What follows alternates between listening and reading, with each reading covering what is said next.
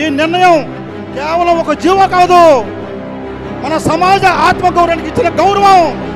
ఈ చారిత్రాత్మక నిర్ణయం తీసుకున్న ఆంధ్రప్రదేశ్ రాష్ట్ర ప్రభుత్వానికి ఆరాధ్య దైవం ఆంధ్రప్రదేశ్ ఉప ముఖ్యమంత్రి వర్యులు శ్రీ కొణిదెల పవన్ కళ్యాణ్ గారికి ఈ రాష్ట్ర పండుగ ఎక్కడ జరపాలని చెప్పి అనుకున్నప్పుడు నా ఆరాధ్య దైవం శ్రీ కొణిదెల పవన్ కళ్యాణ్ గారు సంప్రదించినప్పుడు ఆయన పొన్నమండ లక్ష్మీవర్మ గారు ఎక్కడైతే పుట్టాడో కోరం గ్రామంలో ఈ గట్టి మీదే పెట్టమని చెప్పి కూడా ఆయన చెప్పడం జరిగింది. ఈ సభ ఇంత భారీగా జరుగుతుందంటే దానికి ఉప ముఖ్యమంత్రి వర్యులు శ్రీ కొణిదెల పవన్ కళ్యాణ్ గారు కూడా సందర్భంగా మీకు తెలియజేస్తా ఉన్నాను.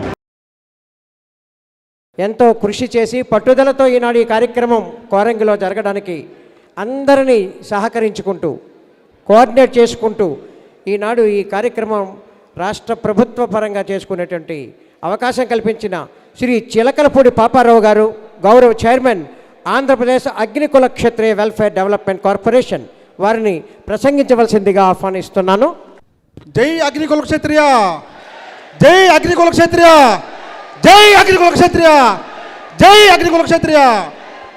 Thank you. ఈరోజు ఒక సాధారణ రోజు కాదు, ఇది మన అగ్నికుల క్షత్రియుల ఆత్మగౌరవ పండగ. ఇది ఒక మహానుభావుడి త్యాగానికి రాష్ట్ర ప్రభుత్వం ఇచ్చిన మహోన్నత గౌరవం. ఈరోజు మనం ఒక వ్యక్తి జయంతిని మాత్రమే జరుపుకోవడం లేదు, ఒక యుగ పురుషుడిని స్మరించుకుంటున్నాం. మన జాతిని మేలుకొల్పిన మహర్షిని స్మరించుకుంటున్నాం. ఇలాంటి మహాంత ఇలాంటి కార్యక్రమానికి ఇచ్చేటువంటి సభాధ్యక్షులు, ముమ్మడివరం శాసనసభ్యులు, అగ్నికుల క్షత్రియులకి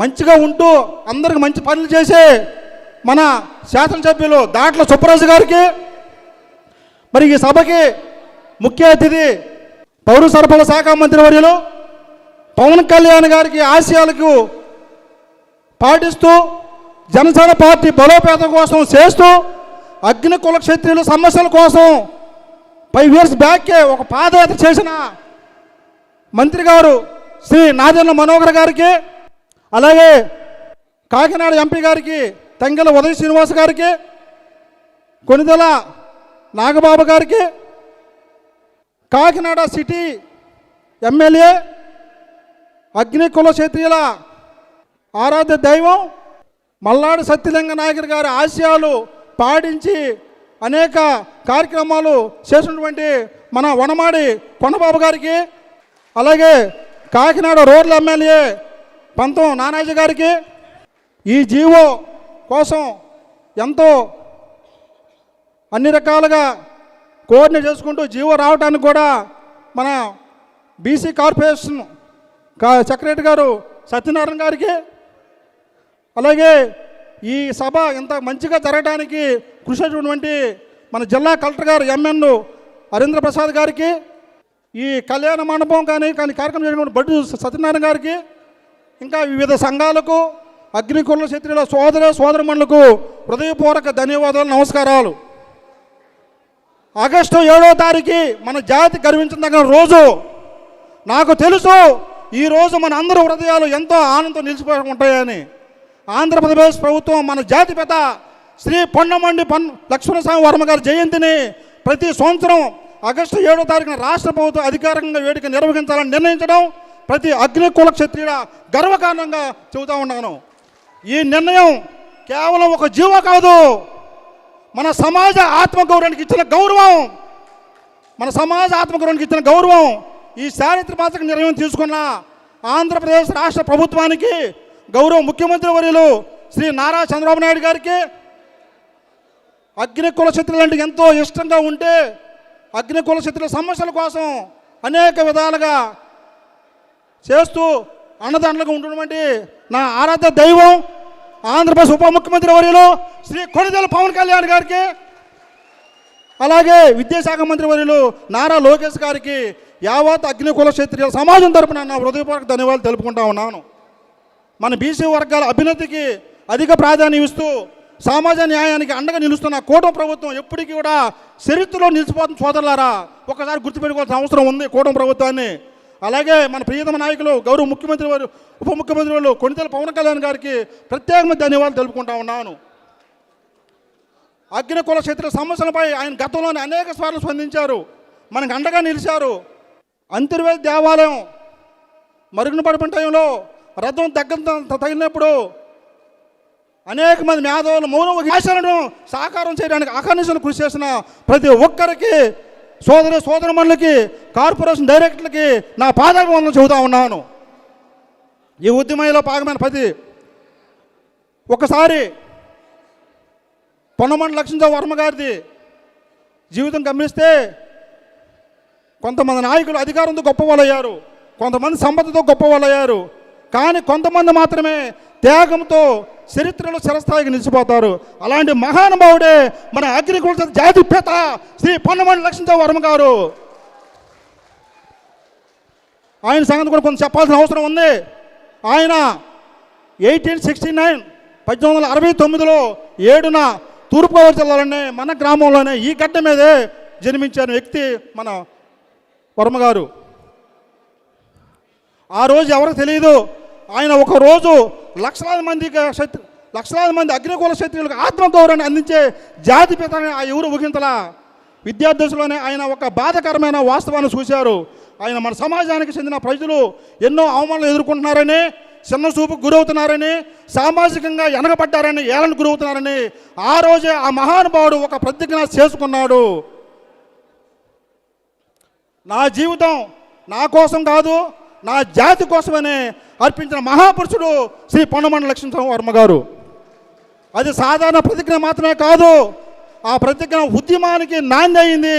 ఆయన తెలుసు సమాజాన్ని మార్చాలంటే మంచి ఆరోగ్యం కావాలి, ఆరోగ్యంగా ఉండాలంటే ఆయుర్వేదాన్ని మంచి వైద్యం కావాలని చెప్పి ఆయుర్వేదం లోతుగా అభ్యసించి నాడి పరీక్ష నేర్చుకున్న వ్యక్తి శ్రీ పొన్నమండల లక్ష్మీరావు వర్మ గారు. ఔషధ మొక్కలపై పరిశోధన చేశారు.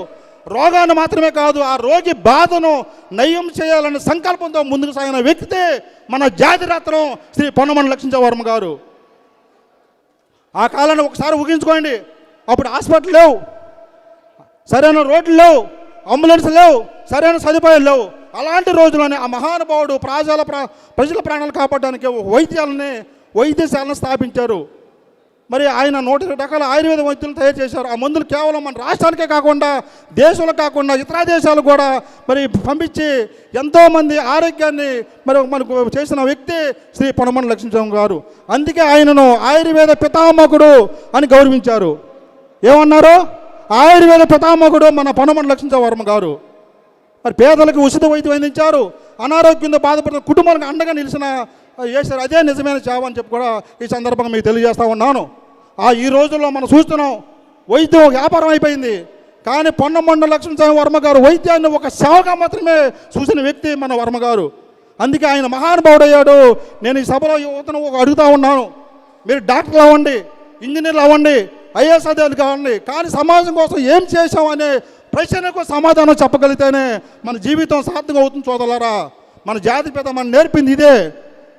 చదువు సంపాదించు, డబ్బు సంపాదించు, కానీ సేవ చేయటం మర్చిపోవద్దని చెప్పి కూడా ఆయన ఆ రోజే చెప్పడం జరిగింది.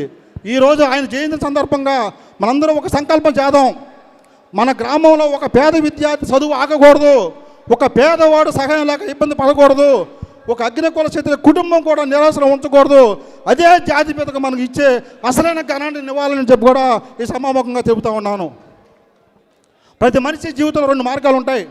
ఒకటి తన కుటుంబం కోసం జీవించడం, మరొకటి జాతి కోసం జీవించడం. ఆయన శ్రీ పొన్నమండల లక్ష్మీరావు వర్మ గారు 2వ మార్గాన్ని ఎంచుకున్నారు. దేనికోసం? జాతి కోసం. ఆయన చదువుకున్న వ్యక్తులు ఉన్నంత మాత్రం జాతి అభివృద్ధి చెందని, ఐక్యమైన సమాజమే చరిత్ర సృష్టిందని చెప్పి ఆ సిద్ధాంతం నమ్ముకున్న వ్యక్తి శ్రీ పొన్నమండల లక్ష్మీరావు గారు. అందుకే ఆయన 1901 ఆంధ్ర అగ్నికుల క్షత్రియ మహాసంఘంని స్థాపించిన వ్యక్తి శ్రీ పొన్నమండల లక్ష్మీరావు వర్మ గారు. ఈరోజు మన మొబైల్ ద్వారా అనేక సోషల్ మీడియాలో ఒకే నిమిషంలో ప్రపంచవ్యాప్తంగా సమాచారం పంపించగలుగుతున్నాం. కానీ 100 సంవత్సరాల క్రితమే ఫోన్లు లేవు, రోడ్లు లేవు, బస్సులు లేవు, ఏమి లేని టైంలో కూడా ఆ మహానుభావుడు గ్రామం తిరిగారు, ప్రతి ఇంటి తలుపు తట్టారు, ప్రతి కుటుంబాన్ని కలిశారు, అందరినీ సంఘటనలు చేశారు. ఒక మాట చెప్పారు సోదరులారా, ఆ రోజు జాతిని అనేక రకంగా ఏళ్ళని చూస్తున్న టైంలోనే శ్రీ పొన్నమండల లక్ష్మీరావు వర్మ గారు 1929లోనే ఒక జీవో తెచ్చారు. తమిళనాడులో ఉండేవాళ్ళు అగ్నివని కొలయని, ఆంధ్రప్రదేశ్ తెలంగాణ ఉన్నవాళ్ళు అగ్నికుల క్షత్రియ అని చెప్పి ఆ రోజు జీవో నంబర్ 271 1929లో ఆయన జీవో తెచ్చిన వ్యక్తి శ్రీ పొన్నమన లక్ష్మీవర్మ గారు. ఒకసారి ప్రపంచ చరిత్రను పరిశీలిస్తే కొంతమంది నాయకులు అధికారంతో గొప్పవాళ్ళయ్యారు, కొంతమంది సంపదతో గొప్పవాళ్ళయ్యారు, కానీ కొంతమంది మాత్రమే త్యాగంతో చరిత్రలో నిలిచిపోయారు. అలాంటి మహానుభావుడే మన అగ్నికుల క్షత్రియుల జాతిపిత శ్రీ పొన్నమన లక్ష్మీవర్మ గారు. ఆయన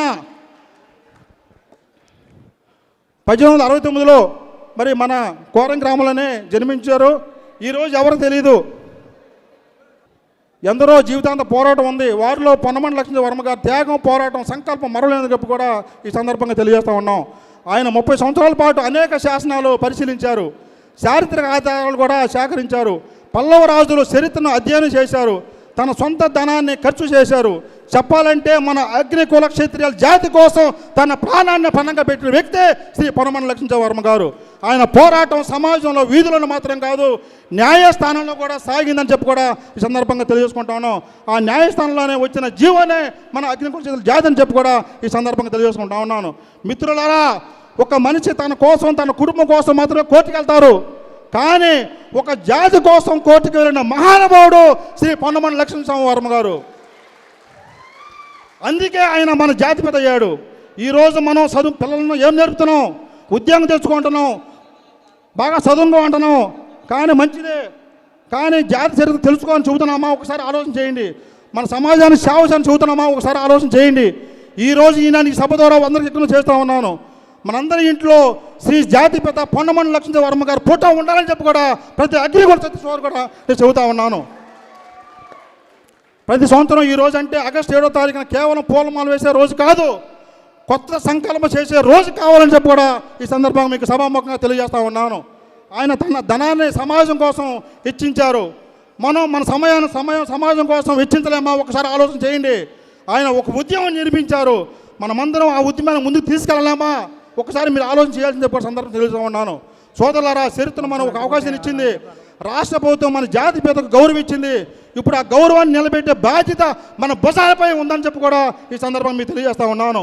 మనం ఐక్యంగా ఉంటే, మన పిల్లలు చదువుకుంటే, మన యువత నాయకత్వం వహిస్తే మన అగ్నికుల క్షత్రియుల జాతి సమాజాన్ని ఎవరు వెనక నెట్టాలని చెప్పి కూడా ఈ సందర్భంగా మీకు తెలియజేస్తూ ఉన్నాను. ఒక జాతిని ముందు నడిపించేది, ఉన్నత శిఖరాలు తీసుకెళ్లే ధనం కాదు, విద్య మాత్రమే. చదువు, చైతన్యం, ఐక్యత ఈ 3 ఉన్న చోటే అభివృద్ధి ఉంటుంది. ఈ విషయాన్ని 120 సంవత్సరాల క్రితమే గుర్తించిన మహానయుడు శ్రీ పొన్నమన లక్ష్మీవర్మ గారు. ఆ రోజులో పేదరికం వల్ల, అవగాహన లేకపోవడం వల్ల ఎంతోమంది అగ్నికుల క్షత్రియుల పిల్లలు బడికి వెళ్ళలేకపోయారు. ఆ బాధను చూసి ఆయన ఎంతో బాధపడ్డారు. బాధపడుతుంటేనే ఆగిపోలేదు, ఆయన ఒక సంకల్పం తీసుకున్నారు.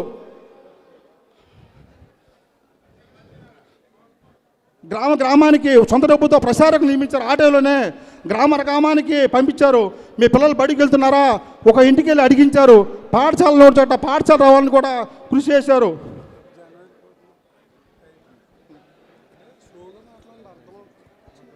ఒక శతాబ్దం క్రితమే ఆయన విద్యను ఉద్యమంగా మార్చిన వ్యక్తి మన లక్ష్మీవర్మ గారు.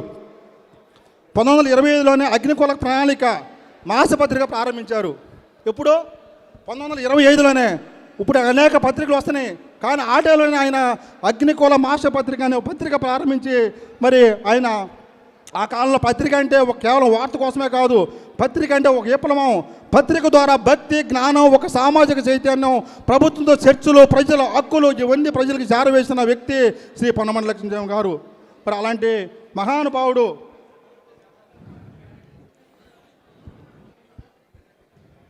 అలాంటి మహానుభావుడికి మరి మీరు ఎంతో కాలంగా పోరాటాలు చేస్తూ ఆయన గుర్తింపు రావాలని చెప్పి కూడా మీరు అనుకుంటా ఉన్నారు.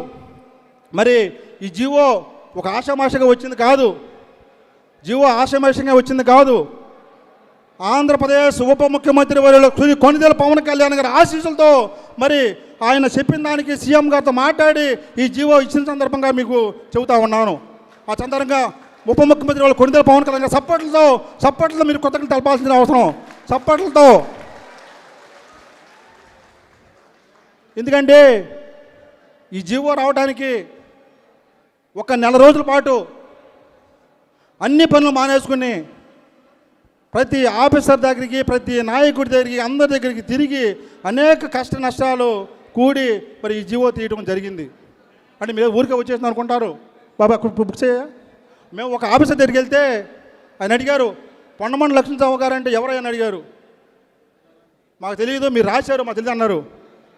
అప్పుడు ఈ బుక్ ఒకటి తీసుకున్నా నేను, అగ్నికుల చరిత్ర సంస్కృతి బుక్ ఏది. ఈ బుక్లు మొత్తం తీసుకెళ్ళి ఆ ఆఫీసర్ చూపించి మా జాతి పిత అయినా మీరు చేయాలని చెప్పి కూడా ఆయనకి విన్నవించుకున్నప్పుడు ఆయన స్పందించి ఆ ఫైలు నడపడం జరిగింది. ఈ 2 బుక్కులు తీసుకుని ఒక నెల రోజుల పాటు ప్రతి గడప గడపకి తిరిగి ఎంతో మన రాష్ట్ర ప్రభుత్వం, మనం కూటమి ప్రభుత్వం మనకి ఈ జీవో ఇచ్చింది. దాన్ని మీరు అన్ని రకాలుగా ఉపయోగించుకుని చివరగా కొన్ని మాటలు మీకు చెప్పాల్సిన అవసరం ఉంది. ప్రభుత్వాలు ఎన్నో ఉత్తర్వులు జారీ చేస్తాయి, కానీ కొన్ని ఉత్తర్వులు మాత్రమే చరిత్ర సృష్టిస్తాయి. శ్రీ జాతిపిత పొన్నమండ లక్ష్మణరావు వర్మ గారి జయంతిని రాష్ట్ర ప్రభుత్వం అధికార పండుగ ప్రకటించిన ఈ నిర్ణయం అలాంటి చారిత్రక నిర్ణయమే. ఈ గౌరవాన్ని ఇచ్చిన రాష్ట్ర ప్రభుత్వానికి, గౌరవ ముఖ్యమంత్రి నారా చంద్రబాబు నాయుడు గారికి, గౌరవ ఉప ముఖ్యమంత్రులు కొనితెల పవన్ కళ్యాణ్ గారికి, నారా లోకేష్ గారికి, ప్రపంచ నలుమూలలో ఉన్న యావత్ అగ్నికుల క్షత్రియ సమాజం తరపున శిరస్సు వంచి నా హృదయపూర్వక కృతజ్ఞతలు తెలియజేస్తా ఉన్నాను.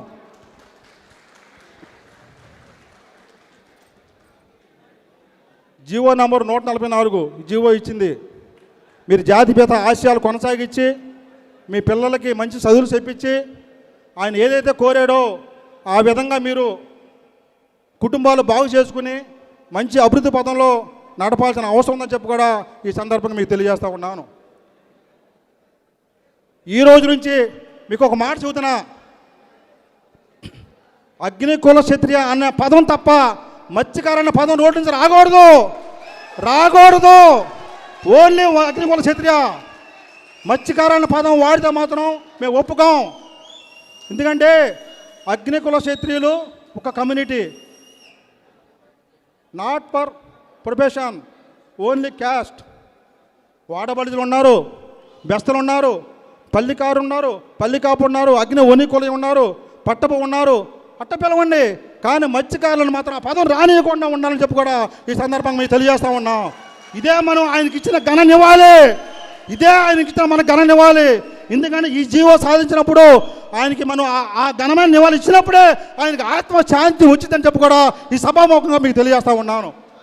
మరి అలాంటి విధంగా మీరు ఉంటారని చెప్పి మీరు రాజకీయాల్లో, ఆర్థికంగా అన్ని విషయాల్లో కూడా ముందు ఉండే విధంగా అగ్నికుల క్షత్రియులనే జాతిని గర్వించే విధంగా ఉంటారని చెప్పి కూడా ఈ సభాముఖంగా మీకు తెలియపరుస్తూ, ఇలాంటి మంచి కార్యక్రమానికి మరి చాలా మన కొండబాబు గారు, మన దాంట్లో బుచ్చిబాబు గారు, చాలా అందరి ఎమ్మెల్యేలు చాలా కృషి చేశారు. వాళ్ళిద్దరికి పేరున హృదయపూర్వక ధన్యవాదాలు తెలుపుకుంటా ఉన్నాను. అదేవిధంగా అగ్నికుల క్షత్రియ అభ్యుదయ సంఘం మరి వాళ్ళు ఉన్నారు, అనేక సంఘాలు ఉన్నారు. మన బొడ్డు సత్యనారాయణ గారు ఉన్నారు, పెద్ద ఆయన కూడా ఎంతో కష్టపడ్డాడు. మరి ఇలాంటి వ్యక్తులను కూడా మనం గుర్తు చేసుకోవాల్సిన అవసరం ఉంది. ఇంకా వేదిక ముందున్న అనేక మంది పెద్దలందరికీ, వాళ్ళ కుటుంబ సభ్యులకి మీకు పాదాబంధం చేస్తూ అలాంటి మహనీయుడు వారసు ఉన్నందుకు గర్వంగా మీరు ఉంటారని చెప్పి కూడా ఈ సందర్భంగా తెలియజేసుకుంటూ, మీకు ఒక విషయం చెప్పాలి. ఈ పండగ, ఈ రాష్ట్ర పండగ ఎక్కడ జరపాలని చెప్పి అనుకున్నప్పుడు విజయవాడలో పెట్టాలా, కాకినాడలో పెట్టాలా, మామూలుగా విజయవాడలో పెట్టాలా, కాకినాడలో పెట్టాలా అనుకున్నప్పుడు నా ఆరాధ్య దైవం శ్రీ కొనిదెల పవన్ కళ్యాణ్ గారు సంప్రదించినప్పుడు ఆయన పొన్నమండ లక్ష్మణరావు వర్మ గారు ఎక్కడైతే పుట్టాడో కోరంగి గ్రామంలో ఈ గడ్డి మీదే పెట్టమని చెప్పి కూడా ఆయన చెప్పడం జరిగింది. ఈ సభ ఇంత భారీగా జరుగుతుందంటే దానికి ఉప ముఖ్యమంత్రి వర్యులు శ్రీ కొనిదెల పవన్ కళ్యాణ్ గారు కూడా సందర్భంగా మీకు తెలియజేస్తూ ఉన్నాను. మరి అలాంటి కోరంగి గ్రామంలో మేము కూడా అడుగుపెట్టినందుకు మాకు అదృష్టంగా భావిస్తూ, అలాంటి జీవోని చేయడానికి ఆ కార్పొరేషన్ చైర్మన్గా ఉన్నందుకు నేను ఎంతో పుణ్యం చేసుకున్నాను చెప్పి కూడా నా అదృష్టంగా భావిస్తూ, నేను ఈ జాతి కోసం ప్రాణాలను నేను అర్పిస్తానని చెప్పి కూడా ఈ సందర్భంగా తెలియజేసుకుంటూ, ఏదైనా నాకు ఈ పదవి వచ్చిందంటే దానికి అగ్నికుల క్షత్రియుల కుటుంబంలో పుట్టబట్టే వచ్చిందని చెప్పి కూడా ఈ సభాముఖంగా నేను తెలియపరుచుకుంటూ, ప్రతి అగ్నికుల క్షత్రియుల సోదరి అందరూ కూడా ప్రత్యేకంగా ధన్యవాదాలు తెలుపుకుంటూ సెలవు తీసుకున్నాను. Thank you very much. జై అగ్నికుల క్షత్రియ, జై అగ్నికుల క్షత్రియ, జై Agnikula Kshatriya. Thank you very much.